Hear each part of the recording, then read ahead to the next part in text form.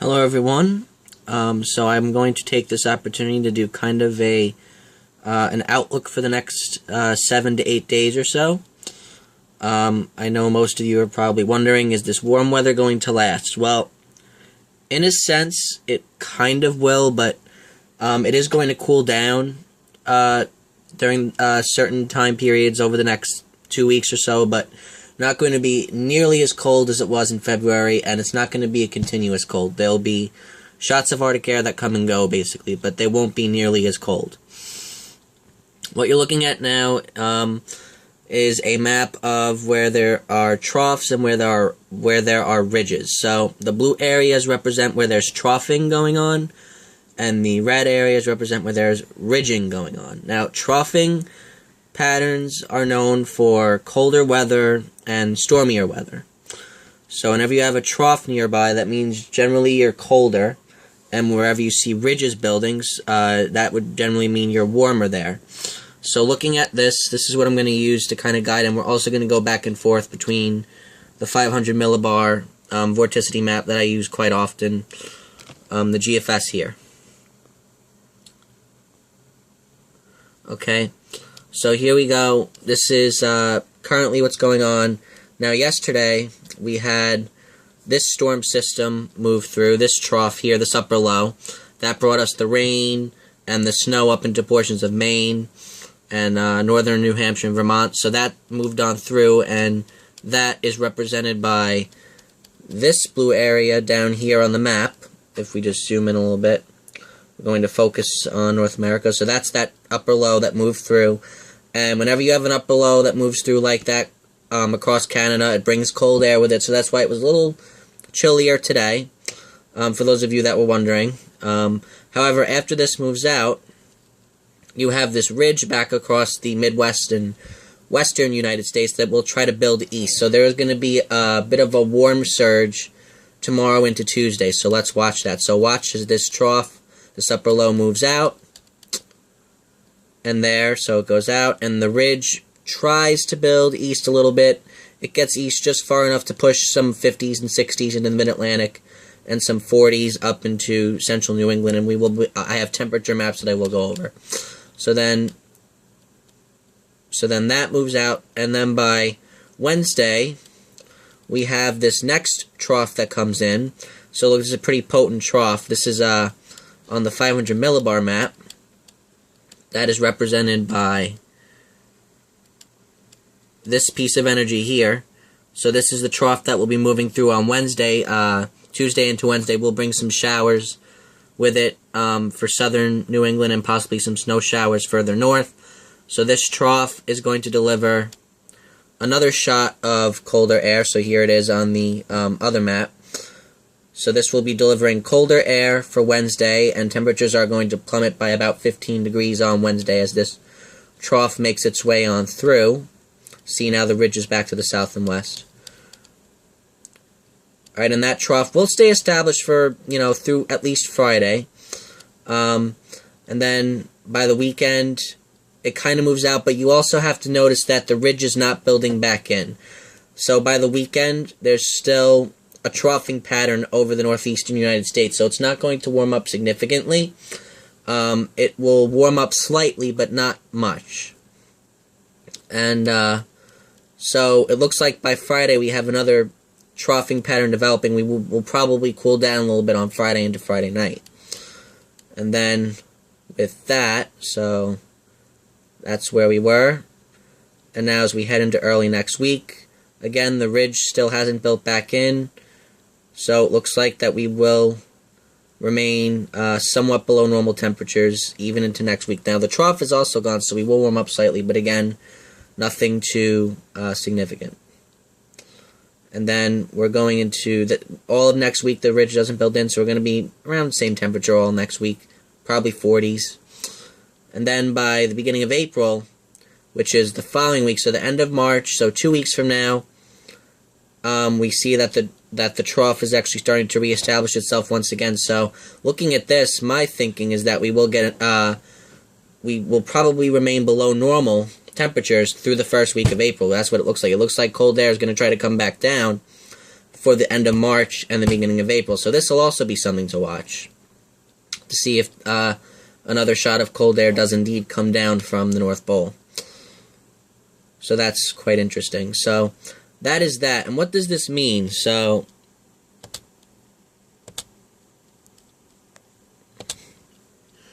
okay, so I have put together some temperature maps.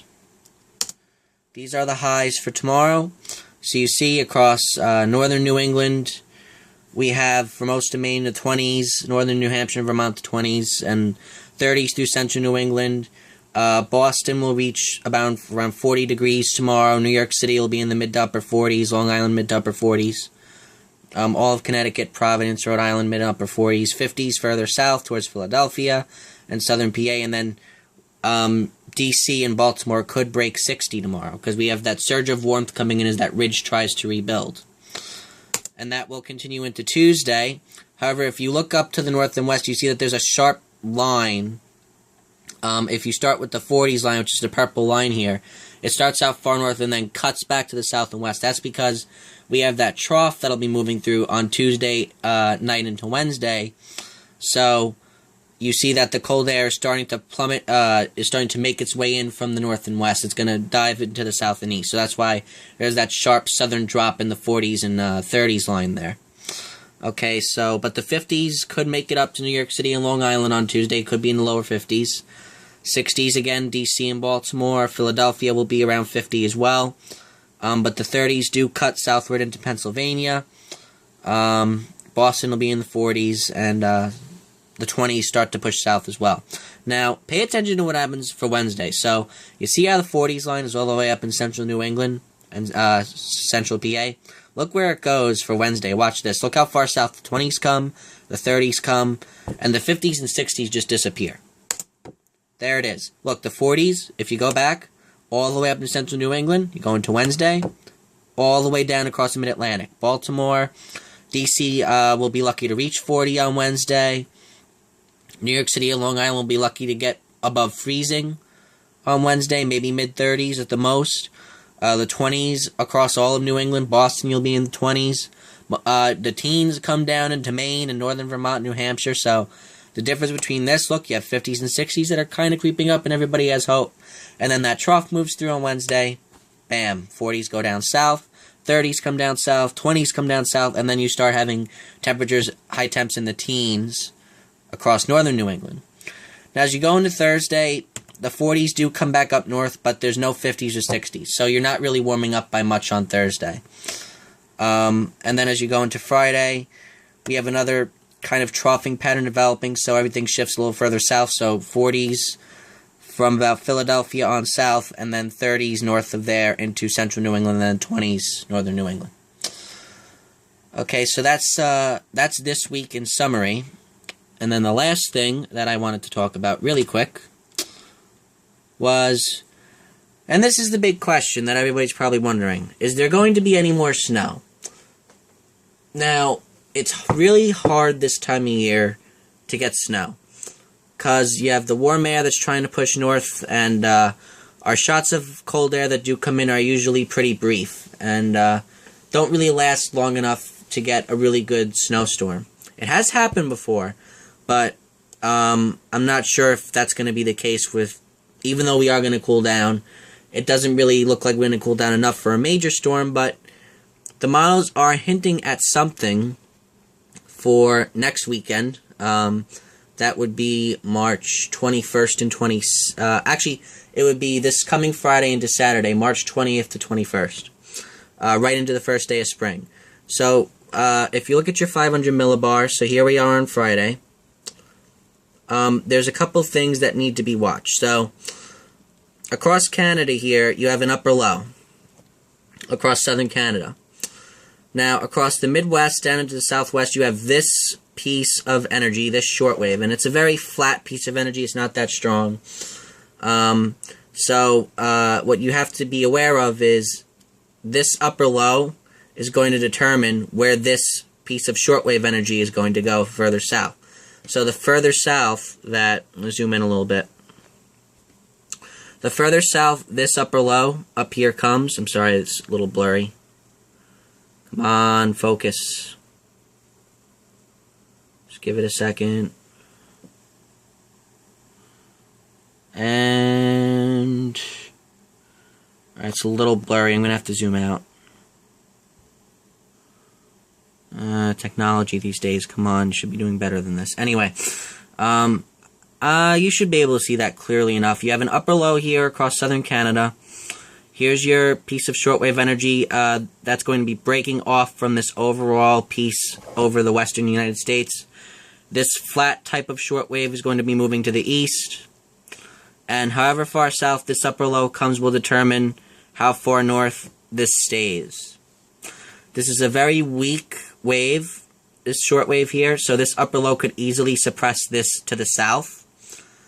And that would mean that New England gets spared any precipitation. However, if this upper low stays to the north, then there is room for this to come further north, and then a good portion of New England and maybe even parts of the Mid-Atlantic could get accumulating snow. This would be Friday into Saturday, this upcoming week. So what the GFS has here,